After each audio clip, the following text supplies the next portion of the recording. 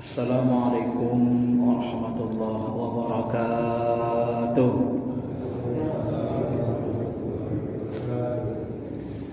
Alhamdulillah hamdan na'imin. Ashhadu an la ilaha illallah wa ashhadu anna Muhammadar Rasulullah. Allahumma salli ala sayyidina habibina syafi'ina wa maulana Muhammadin wa ala alihi wa sahbihi ajma'in. Amma ba'd. Bapak Ibu yang dirahmati Allah, sebelum kita mulai mari kita baca Fatihah. Mudah-mudahan menjadi wasilah bagi kita untuk diberikan Allah ilmu hikmah, diberikan istiqomah sampai akhir hayat kita, dan mudah-mudahan nanti dikumpulkan bersama Nabi dan sahabat, guru-guru kita yang soleh dan solehah, dan mudah-mudahan jika ada pahala Al-Fatihah ini dihadiahkan kepada Nabi, sahabat, orang tua kita, khususnya Imam Al-Ghazali yang kita bahas. Al-Fatihah. A'udzu billahi minasyaitonir rajim. Bismillahirrahmanirrahim. Alhamdulillahirabbil alamin. Iyyaka na'budu wa iyyaka nasta'in.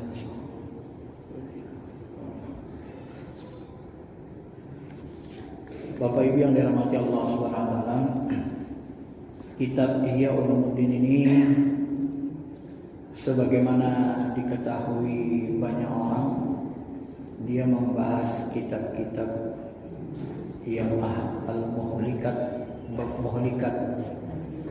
muhlikat inilah yang di dalam tasawuf disebut dengan takhalli. Nanti caranya takhalli. Muhlikat itu membahas tentang hal-hal yang menghancurkan kita, sifat-sifat buruk yang menghancurkan kita. Maka cara mengatasinya adalah takhalli. Dia harus dikosongkan hati kita dari sifat-sifat tercela. Kemudian berisi juga bab munjiat. Munjiat itu yang menyelamatkan.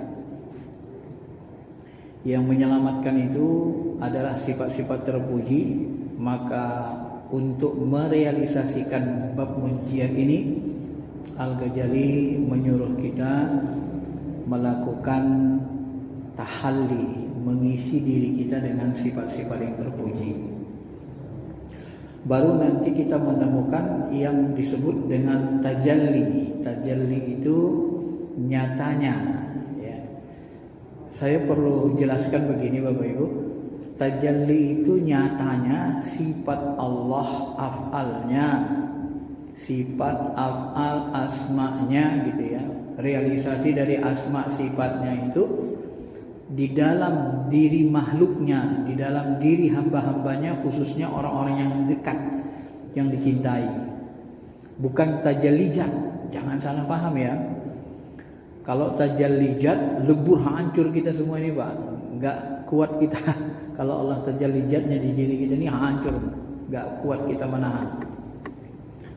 Maka sering saya sampaikan, salah satu penyampaian yang menurut saya dan guru-guru kita yang keliru, ya, dari pernyataan salah satu Buya Araji itu yang dikhawatirkan menyesatkan oleh, ya, yang takut kita, ya, orang-orang tersesat ketika dia mengatakan apabila orang-orang Nasrani melihat Nabi Isa yang dilihat di situ sifat Allah, kemudian mereka menyembahnya, maka itu bisa jadi selamat. Kan bahaya sebenarnya. Memang secara makrifat menyembah sifat boleh, kita menyembah sifat Allah, ya, menyembah sifatnya. Allahu Akbar kita merasakan, kata mursyid-mursyid kita, boleh kita menyembah sifat Allah. Tetapi ketika kita samakan manusia dengan sifat Allah yang berkekalan sehingga kita menyembahnya, itu masuk terjun bebas ke dalam syirik akbar. Kenapa? Karena manusia itu kan berbentuk. Gak mungkin kita sembah yang punya bentuk, punya rupa, punya warna, karena dia bukan zat ilahi kan. Ya. Nah itu dalam ilmu ma'rifat, mursyid-mursyid kita sebahagian menyebut, pernah saya tanya, Tuan, boleh gak kita menyembah sifat Allah? Boleh katanya. Karena sampai di situ pengetahuan kita kan. Nah, Kalau sanggup kita nyembah jatnya, kenal kita, ya silakan, lebih bagus.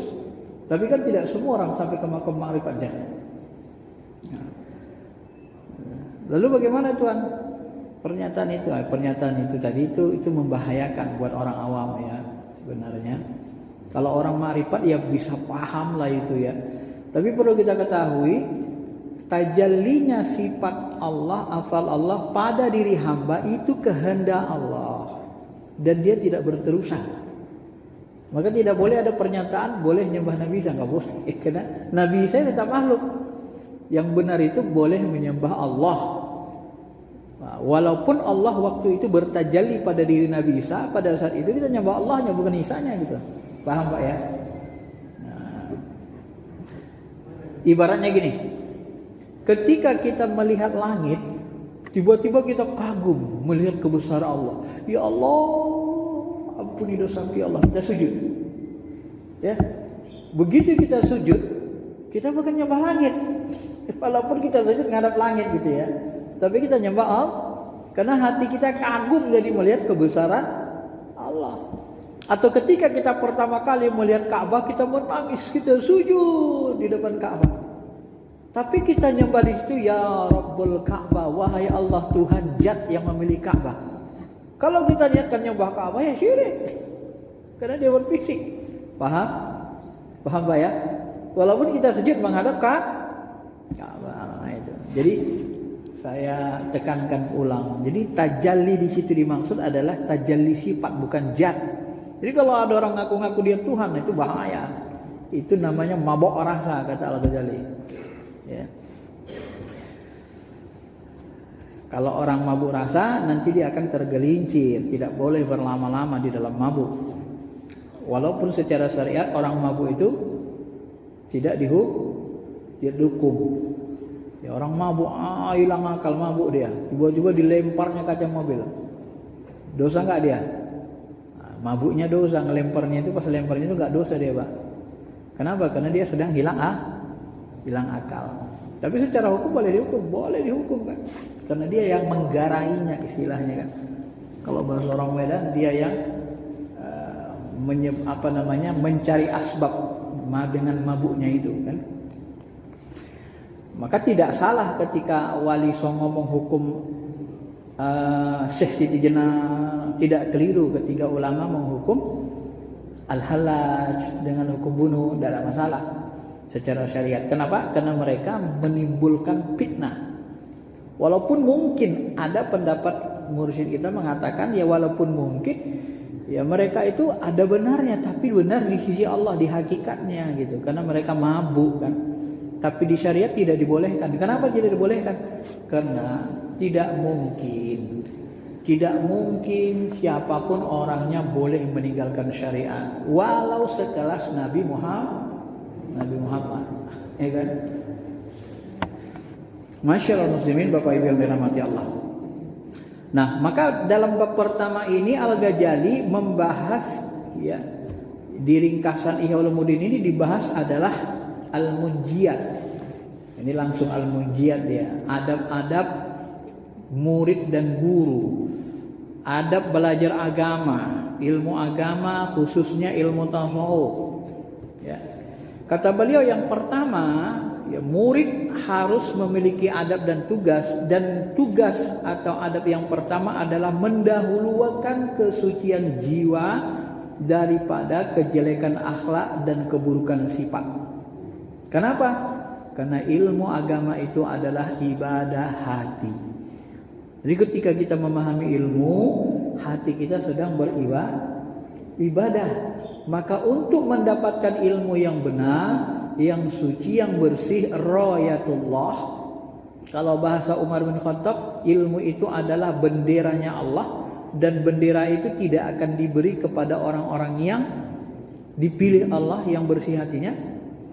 Kalau Imam Waqi memberi nasihat kepada Imam Syafi'i, ya, sakautul Waqi bisu'i hibzin. Aku bertanya kepada guruku Imam Waqi tentang buruknya hafalan.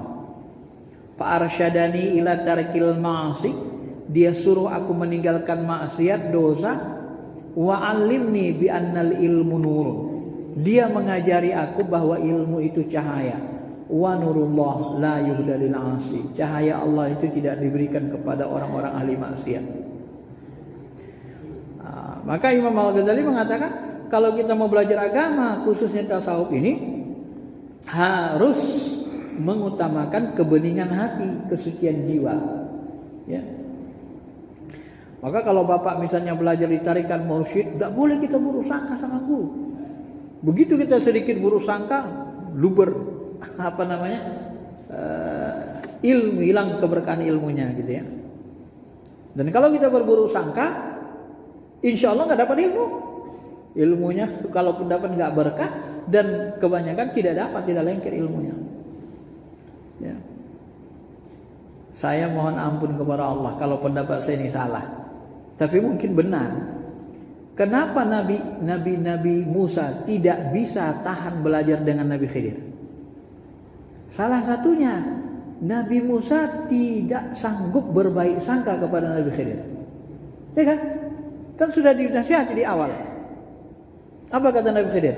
La tas'alu an asya. Ya. Jangan tanya sama aku tentang sesuatu hatta sampai aku sendiri nanti yang tubayyin, sampai aku sendiri yang menjelaskan kepadamu. Ini kan kesepakatan sebelum belajar. Tapi tetap Musa itu tidak kuat. Ya. Kenapa? Karena dia diberi ilmu syariat.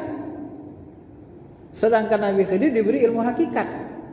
Lalu apakah ilmu syariat dan hakikat bertentangan?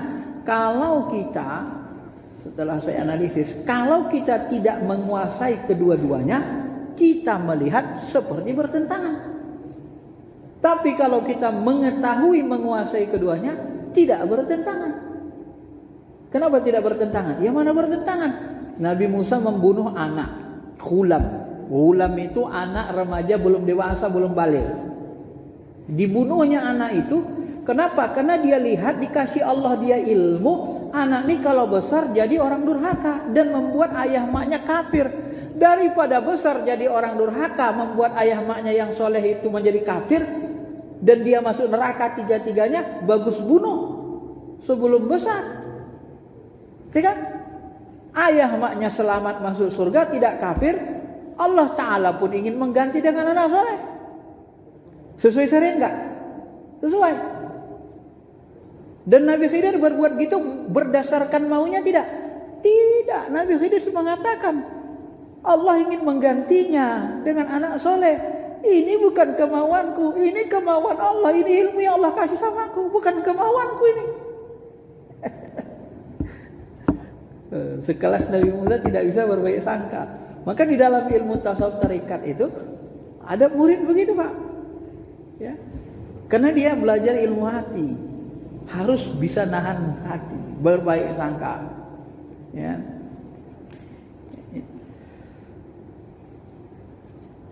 Maka beliau mengatakan ilmu itu adalah ibadahnya hati, salatnya jiwa, dan peribadatan batinnya kepada Allah.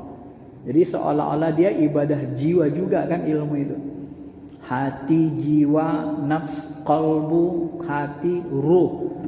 Jadi makanan hati, pembersih jiwa dengan energi ruh itu adalah salah satunya ilmu. Ilmu akan memberikan kepada ruh kita energi, karena ruh itu seperti energi. Ya, wa nafakhtu fihi mir ruhi, dia seperti energi kekuatan.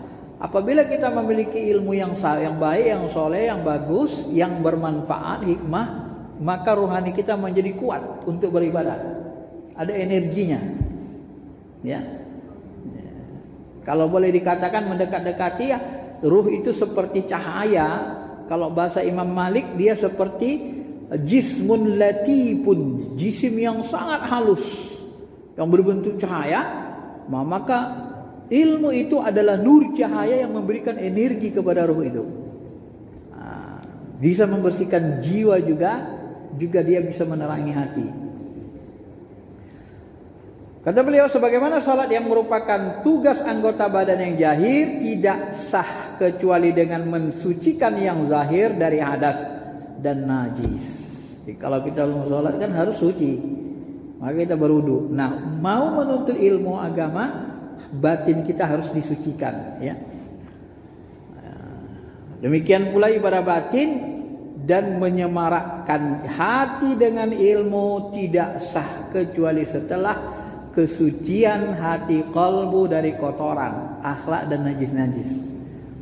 Nah, maka di dalam ilmu tasawuf itu Pak, kalau kita mau belajar ilmu ini kita harus kosong, kayak gelas kosong. Kalau Bapak belajar ilmu kayak gelas berisi, ya kan, diisi orang oleh guru, tumpah dia gelas penuh berisi. Bapak nanti dongkol, merasa lebih berilmu dari gurunya. Nggak dapat ilmunya, nggak dapat berkahnya, malah nanti terjadi debat. Ya. Ini ilmu agama, ilmu hakikat belajarnya gitu. Kita seperti gelas kosong. Walaupun kita dokter, walaupun kita profesor, ya. Kalau sudah bertemu sama mursyid seperti gelas kosong, biar diisi dia. Karena ilmu mursyid itu ilmu pengalaman, ilmu dia langsung diamalkan dia. Laduni banyak amalan. Ya. Man amila ilman, siapa yang mengamalkan ilmu yang kami ajarkan kata Allah, allamnahu ilmun min ladunna. Allah akan mengajarkan ilmu laduni, tambahan, akan ditambah oleh Allah Ta'ala. Itu janji Allah dalam sebuah hadis sebut begitu. Maka dari itulah kata beliau berdalil salah satunya ini, innamal musyrikina najisun, orang-orang musyrik itu najis. Kan unik Pak, kenapa orang musyrik ini dianggap najis? Jasad mereka kan manusia, jasad manusia kan tidak najis. Maksudnya apa? Yang dimaksud di situ najis adalah qalbu mereka, bukan zahirnya. Ya. Tapi kalau sudah masuk kota Mekah Madinah, zahirnya pun jadi najis, nggak boleh masuk. Walaupun pada hakikatnya sebenarnya yang dinajis bagi Allah itu adalah qalbu mereka, ya. Seorang musyrik bisa jadi bersih pakaiannya, badannya, tapi batinnya dianggap Allah najis. Nah, ini salah satu dalil beliau mengatakan kita harus suci hatinya. Yang kedua Bapak Ibu yang dirahmati Allah, beliau mengatakan mengurangi keterikatan kepada kesibukan dunia. Ini kalau kita mau berhalwat, mau suluh, ya, kita harus tinggalkan dunia dulu sebentar. 40 hari tinggalkan dulu Pak, gak usah mikir. Kenapa? Kalau kita mau ujlah, mau meditasi Islam namanya, atau mau suluh dengan bahasa lainnya, kalau kita masih ingat dunia, hati kita masih bercabang, maka ilmu tidak akan masuk dengan sempurna. Nah, kalau dalam Quran kan disebut Allah Ta'ala, Allah sekali-kali tidak menjadikan bagi seseorang dua hati dalam rongganya. Nah, ini pi jauh pa ini, apa bahasanya, bahasa Tuhan itu ayatnya? Di dalam kolbunya ada dua cinta, bahasa lain kan. Dalam kolbu itu ada dua hati, dalam rongga dadanya ada dua hati. Maksudnya apa? Hati itu tidak bisa berisi dua cinta, nggak bisa fokus dua hal secara terus menerus. Tes saja kalau nggak percaya Pak. Nggak bisa konsentrasi kepada dua hal secara berterusan. Dia konsentrasinya kepada satu hal, fokusnya. Maka kalau mau betul-betul belajar ilmu ini, disuruh-suruh 10 hari, 40 hari, sebulan, 40 hari. Ada yang kalau orang jemaah tabligh kan ada yang 3 hari, seminggu, ada yang 40 hari, ada yang sebulan, ada yang 9 bulan, setahun. Sebenarnya jemaah tabligh itu juga tarikat namanya. Cuman mereka gak nyebut tarikat. Tarikat apa? Ya tarikatnya itu tadi, itikaf di masjid. Tarikat juga. Itu tarikat sebenarnya. Cuma tidak disebut tarikat. Tarikat dakwah, ya kan? Tapi kalau tarikat yang biasa Naqsabandi, Qadiriyah itu namanya tarikat zikir. Zikir qalbu, dia tarikat zikir. Kalau jemaah tabligh tarikat juga tarikat dakwah. Cuma kalau di jemaah tabligh kan dia tidak ada mursyidnya harus ke pusat kita kan baru ketemu mursyidnya. Kalau di apanya amir namanya. Amir itu belum tentu paham ilmu rohani. Tapi kalau di tarekat langsung mursyid yang tangani, orang yang ahlinya gitu ya. Itu aja bedanya nanti. Bapak Ibu yang dirahmati Allah Subhanahu wa taala, maka ketika kita fokus kepada satu hal, maka kita akan menemukan. Fokus pada ibadah 40 hari, kita akan menemukan kelezatan, kenikmatannya, kehebatannya, gitu kan. Tapi kalau masih bercabang-cabang hati kita, nggak dapat, Pak. Makanya Al-Ghazali dia tinggalkan rektornya, rektor Darul Ulum, dia tinggal. Dia ujilah di masjid itu aja. Berapa tahun dia Pak di masjid itu aja. Ibadah aja, bersihkan hati. Hanya ke Allah saja hati itu. Wah, bertahun-tahun sehingga dia bening hatinya, sehingga dia pun diberikan kasyaf ilmu yang banyak tentang laduni kan, sehingga dia bisa menulis Ihya Ulumuddin. Baru lagi dia memimpin Darul Ulum oleh pemerintah. Enggak mau dia. Lebih tenang rasanya di masjid itu aja. Kata pemerintah, kalau kamu nggak mau, anak istrimu akan saya penjarakan. Diancam. Akhirnya dia terima lagi tawaran menjadi rektor Universitas Darul Ulum. Dan dia ceritakan, tapi sangat berbeda. Dulu aku jadi rektor, berdebat sama orang Mu'tazilah, berdebat sama ahli kalam, ahli filsafat, pingin gagah-gagahan, nunjukkan aku pintar hebat gitu. Tapi yang sekarang ini yang itu tidak ada dalam hatiku dah katanya. Jadi sesudah dia bersihkan, sucikan hatinya, tidak ada lagi rasa ingin dipandang hebat, dan tidak ada lagi. Hatinya ke Allah saja. Nah, itulah rahasianya Pak. Kenapa Nabi Muhammad itu diterpa dulu di Gua Hira, baru diangkat jadi rasul. Itu rahasianya. Ya, diterpa dulu ruhaninya di Gua Hira. 3 tahun setengah. Ujilah di Gua Hira, menyendiri hanya ke Allah, ke Tuhan saja hati itu. 3 tahun setengah bukan barang yang sedikit. Ya. Kita masih 40 hari udah nggak tahan kan? Udah ingat anak istri, ingat kerjaan, ingat ini, ya kapan kita mau merasakan nikmat ibadah? Karena kita nyambil terus. Orang nyambil itu nggak nikmat Pak. Kenikmatannya nggak begitu terasa. Tapi kalau fokus, walaupun 40 hari saja, tapi benar-benar fokus, itulah yang menghasilkan kenikmatan. Nabi sendiri kan menyebutkan dalam sebuah hadis, barang siapa menjaga sholat jemaah 40 hari, tidak tinggal takbir pertama, maka dihapuskan dari hatinya kegelapan cahaya kemunafikan. Bersih hati itu Pak. Ya, itulah yang mau dicapai sebenarnya dengan angka 40. Maka Nabi Musa Bukit Tursina 40 hari kan. Di Bukit Tursina ujilah dia. Dia enggak dakwah terus begini, ngaji terus enggak begini. Ada waktu dia ujilah di Bukit Tursina. Disiapkan. Kadang dipanggil Allah, kadang dia bilang menginginkan. Ya itulah perlunya. Itu sebenarnya usulu itu sunnah para nabi-nabi. Cuma kalau orang enggak ngerti, dianggap sulu itu bid'ah ya. Padahal sebenarnya nabi-nabi melakukannya. Nabi Musa, Nabi Ulul Azmi Nabi Musa kan. Nah, Nabi Ibrahim lain lagi kan, berkelana mencari, berkelana. Maka sebahagian ulama-ulama tasawuf ada yang berkelana, ya, seperti Syekh Burjani itu berkelana di hutan berapa tahun dia di hutan. Ya, hanya untuk melatih hati rasa itu jangan berpaling. Nah, sesudah mapan hati itu hanya mengingat Allah, merasa selalu bersama Allah, barulah kita kembali ke dunia nyata, bahasa dunia manusia. Untuk apa? Supaya kita sudah mapan dulu, bersih dulu hati kita, baru kita bergaul dengan manusia dengan akhlak yang baik. Kalau belum bersih ya gitu, sulit kita Pak. Nah, itu makanya beliau menyebutkan seperti itu, harus fokus. Jadi kurangi keterikatan kepada kesibukan dunia kalau mau lebih serius.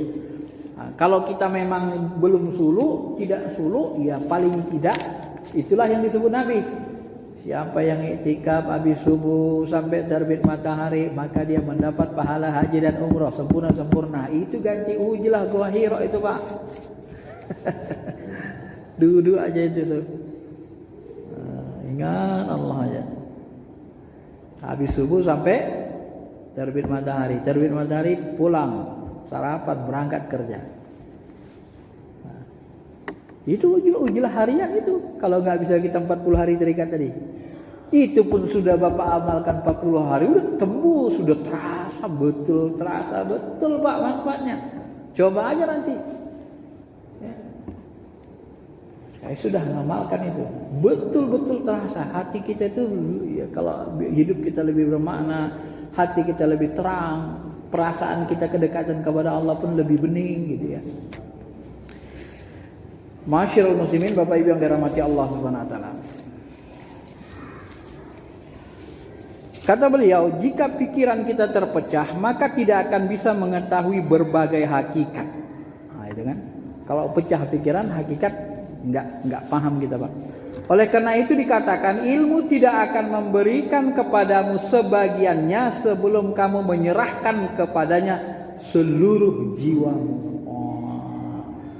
Kalau mau dapat ilmu mauhibah namanya, kita harus kosong nol. Pasrah atau serahkan diri kepada Allah. Kalau sudah betul-betul full penyerahan dirinya kepada Allah, baru terasa nikmat zikir itu. Nah, kadang-kadang petunjuk ke hati kita, hikmah banyak yang datang. Kalau belum kosong, masih mikir sana sini, itu nggak bisa. Pikiran yang terpencar pada berbagai hal yang berserakan adalah seperti sungai kecil yang airnya berpencar. Kemudian sebagiannya diserap tanah dan sebagian lagi dihisap udara sehingga tak ada yang terkumpul. Tak ada yang sampai ke ladang. Kita mau mengalirkan air irigasi, udah airnya alirannya kecil, pucus, lepas lagi yang kecil, sebagian ke sana habis diserap tanah, sebagian ke sana habis. Kena matahari belum nyampe ke padi sudah habis. Itulah perumpamaan yang beliau buat. Ya, jadi harus fokus. Maka zikir itu setiap orang-orang yang bertarikat tasawuf itu paling rajin dia tahanus di rumahnya, disediakan waktu Pak. Kalau enggak di masjid di rumah, zikirnya dia gitu. Tergantung tarikatnya kan. Pokoknya ada waktu-waktu tertentu dia taparrul li ibadati amla sadraka ghinan, hai hambaku, luangkan waktu ibadah munajat kepadaku, amla sadraka ghinan, maka ku penuhi hatimu dengan kekayaan, rasa cukup. Ya. Wa illa, jika kau tidak melakukan, mala'tu yadaika syulan, ku penuhi tanganmu dengan kesibukan dunia tak menentu. Walam asyuddu faqra, dan aku tidak menjaminmu dengan kefakiran. Tapi kalau kita malaktu, kalau kita meluangkan taparrul ibadati, meluangkan waktu untuk munajat, amla sadraka ghinan, hati kita dipenuhi dengan kekayaan, rasa cukup. Wa asyuddu faqra, dan aku menjamin hidupmu tidak fakir. Salah satu amalan itu yang paling bisa melancarkan rezeki tadi, itikaf sesudah subuh sampai terbit matahari, baru diiringi sholat duha 4 rakaat. Waduh, itu nanti lapang aja hati kita tuh Pak ya, seperti nggak ada kekurangan sama sekali. Tapi kalau hawa nafsu didudukkan gitu, dia paling berat tuh kan, maunya gelo aja mau pulau. Apalagi di awal-awal itu Pak, nah, itu paling berat dia. Masyarul muslimin, Bapak Ibu yang dirahmati Allah. Kemudian ketiga, tidak bersikap sombong kepada orang yang berilmu dan bertindak sewenang-wenang terhadap guru. Bahkan ia harus menyerahkan seluruh urusannya kepadanya dan mematuhi nasihatnya seperti orang sakit yang bodoh mematuhi nasihat dokter dengan penuh kasih sayang dan mahir. Ini adab bertarikat ini, untuk ilmunya ini. Ladun ilmu tasawuf gitu Pak. Kalau syariat, kalau ilmu fikih biasanya nggak terlalu begini kan. Tapi kalau Bapak bisa melakukannya begini pun dalam ilmu fikih, Bapak akan mendapatkan ilmu itu penuh. Saya juga ngalami Pak. Walaupun guru kita, mursyid kita itu kadang-kadang tamatan STM, ada yang nggak tamat S1.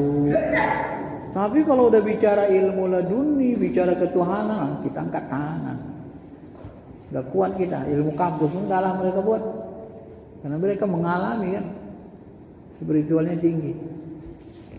Ya. Sederhana saja. Ketika beliau bertanya, salah satu murid saya, murid dokter semua rata-rata, menurut bapak-bapak mana yang lebih dulu diciptakan Allah? Waktu atau tempat? Ruang atau waktu?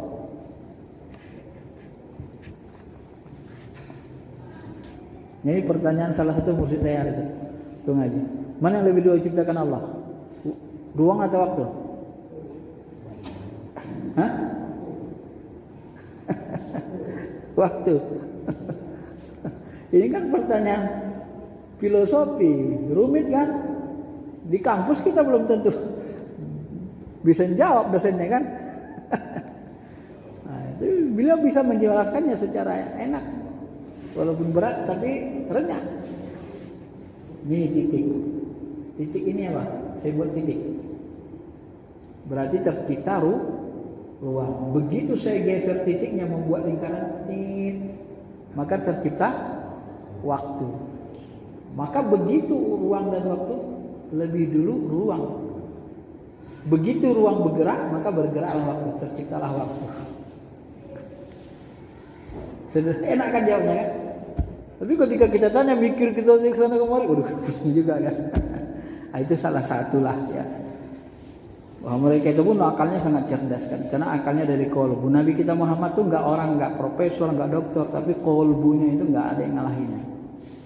Karena ilmu kolbu ini Pak bukan ilmu bangku sekolah, tapi dia ilmu dari amal, pemberian Allah tadi. Semakin bening hati kita, rohani kita, semakin banyak dia masuk itu ilmu itu. Ya. Maka kita tidak boleh sikap sombong. Begitu kita sombong sama guru, mental ilmu itu. Saya dulu gitu Pak. Begitu kita pertama merasa tinggi dengan gelar kita, udah nggak dapat kita. Tapi begitu kita tawadu, bersihkan hati, rendah hati, dapat terus ilmunya.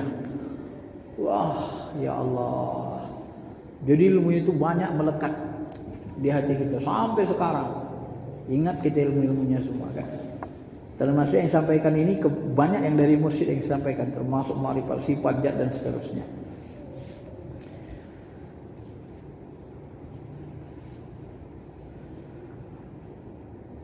Bapak Ibu yang dirahmati Allah Subhanahu wa taala. Asy-Sya'bi berkata, Zaid bin Sabit mensolatkan jenazah, lalu bagalnya kudanya didekatkan kepadanya untuk ditunggangi. Kemudian Ibnu Abbas segera mengambil kendali bagal itu dan menuntunnya. Maka Zaid berkata, lepaskanlah wahai anak paman Rasulullah. Ibnu Abbas menjawab, beginilah kami diperintahkan untuk melakukan kepada para ulama dan tokoh. Kemudian Zaid bin Sabit mencium tangannya seraya berkata, beginilah kami diperintahkan untuk melakukan kepada kerabat Nabi sallallahu alaihi wasallam. Jadi Zaid bin Sabit itu diciumnya tangan Ibnu Abbas. Walaupun hadis ini riwayat Tabrani, Hakim Baihaqi dalam Al-Madkhal, Al-Hakim mengatakan sanadnya sahih. Cuma walaupun nanti ada orang mengatakan cium tangan itu bid'ah gitu kan. Karena mungkin belum terlalu banyak hadis yang dibaca, belum merinci gitu ilmunya sebenarnya. Orang-orang itu biasanya dia pakainya hadisnya hadis sahih aja, Bukhari Muslim. Belum, kalau bahasa Boyar aja belum tuntas kutubus istitahnya bacanya gitu. Sitahnya belum tuntas. Sehingga nanti banyak pemahaman-pemahaman yang gampang sekali menyalahkan orang. Bapak Ibu yang dirahmati Allah Subhanahu wa taala.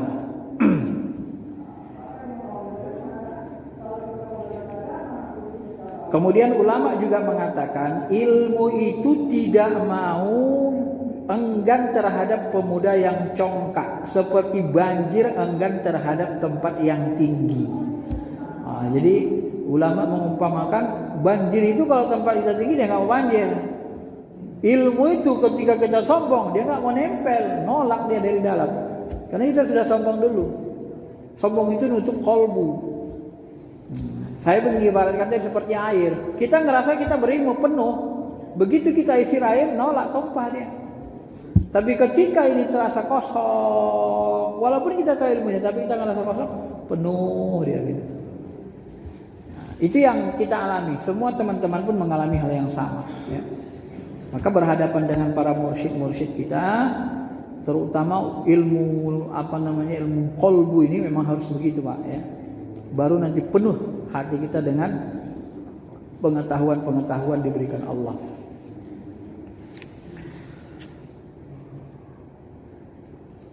Kemudian yang keempat, orang yang menekuni ilmu pada tahap awal harus menjaga diri dari mendengarkan perselisihan di antara manusia, baik apa yang ditekuninya itu termasuk ilmu dunia ataupun ilmu akhirat.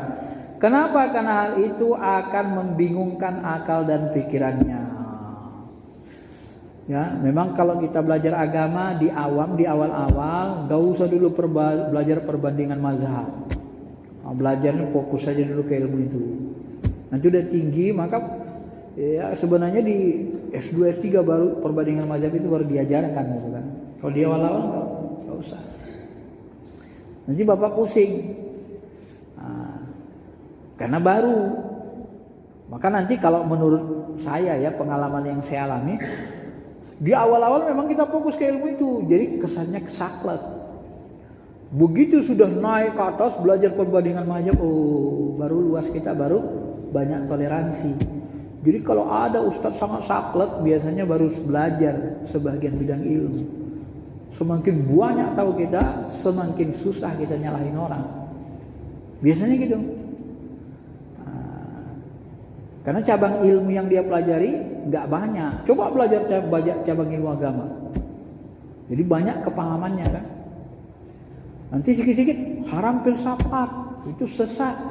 Dia ketika ngajar ilmu kalam dia berfilsafat. Ketika dia ngajar tauhid dia belajar menjelaskan ilmu kalam. Padahal ilmu kalam diharapkannya, tapi ketika dia menjelaskan tentang Allah pakai ilmu kalam dia nggak bisa dihindarinya. Ya. Ketika dia makrifat jad mulai main filsafatnya kan. Seperti tadi, mana lebih dulu ada ruang dan waktu? Itu udah filsafat itu. Itu masih ilmu filsafat kan? Pertanyaan ilmu filsafat. Tapi di ilmu tauhid itu dipelajari, tauhid yang lebih tinggi. Nah, jadi begitulah makanya kita kadang-kadang memang kita mengharamkan, menyalahkan sesuatu padahal kita menggunakan itu tanpa kita sadari kan gitu. Maka dari situlah nanti kalau di tingkat ulama memang dia harus ilmunya luas. Tapi kalau dalam belajar di awal, Al-Ghazali pun mengatakan hal yang sama. Jangan terlalu banyak dipelajari, bingung nanti. Apalagi belajar debat-debat gak usah. Fokus saja dulu ya, satu ilmu didalami. Nanti satu ilmu lagi, satu ilmu. Karena hal itu akan membingungkan akal pikiran kita dan membuat putus asa dari melakukan pengkajian dan telaah mendalam. Putus asa, udahlah. Nggak ada yang jelas itu, sama aja semua pendapatnya, mau yang mana aja boleh, yang satu bilang gini, gitu kan. Jadi nggak mengkaji lagi dia. Yang kelima, seorang penuntut ilmu tidak boleh meninggalkan satu cabang ilmu yang terpuji atau salah satu jenis ilmu kecuali harus mempertimbangkan matang-matang dan memperhatikan tujuan dan maksudnya. Kemudian jika usianya mendukung maka ia berusaha mendalaminya. Dan cabang ilmu agama itu, ketika kita menafsirkan Quran, muncul ayat tentang tauhid, terpaksa kita belajar ilmu kalam, ilmu filsafat, ilmu tasawuf untuk mendalaminya itu dipelajari dia. Yang baik-baiknya Pak diambil. Untuk kalau kita mau mendalaminya, menelitinya ya. Satu. Jadi kalau cabang-cabang ilmunya itu diperlukan ketika kita Ar-Rahman 'alal 'arsy istawa. Ini kan tauhid. Kita butuh ilmu tafsir, ilmu bahasa, butuh ilmu kalam, ilmu tasawuf apalagi. Ya kan? Perlu kita, Pak. Apa beda? Allahu nurus samawati wal ard. Allah itu cahaya langit dan bumi. Di An-Nur ini Allah itu menyebut Allah itu nama zat. Zatnya itu seperti cahaya langit dan bumi, penerang, sumber ilmu. Tapi Ar-Rahman itu kata sifat Allah yang Rahman. Ar-Rahman itu sifat Allah itu istawa alal arsy. Istawa di atas arsy. Satu nama zat Allah, satu nama Sifat, nama sifat penempatannya istawa ala ars, nama zat penempatannya nurus samawati wal ard. Apa bedanya itu? Pasti ada bedanya kan? Nah itu. Nah, jadi kalau bukan sifat zatnya, jadi kalau orang salah-salah kan lebih cenderung dia kepada zatnya duduk di atas aras kan, salah jadinya. Padahal zatnya itu nurus samawati wal ard, karena nama zat di situ Allah. Kalau Ar-Rahman istawa al ars nama sifat. Wah, itu kan kalau dalam lagi nanti kan. Nah, jadi begitu model belajar ya. Yang kelima itu, yang keenam, tidak menekuni semua bidang ilmu secara sekaligus. Nah, jadi ilmu agama itu nggak bisa sekaligus, ya harus satu-satu. Ya. Kalau kita mau ahlinya begitu, harus satu-satu. Maka di dalam apa kita kan ada istilah spesialisasi sekarang. Baik, saya kira itu saja, ya, karena waktunya sudah habis ya, sudah isa.